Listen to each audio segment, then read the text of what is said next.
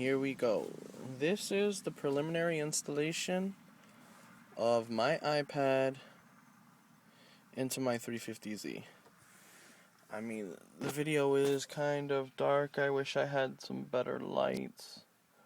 But as you can tell, I mean, it sits in there rather nicely.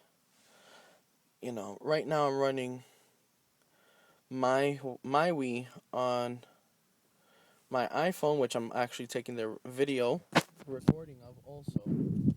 And here we go. Since this will be a replacement to my stereo, I'm loading up the radio app.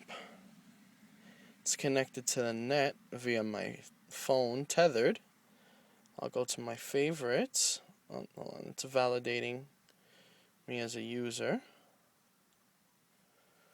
You know,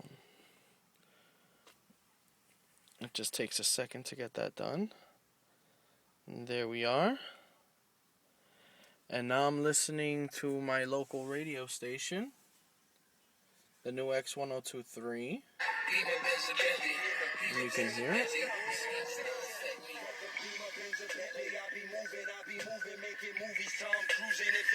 When the iPad goes to sleep, it still plays.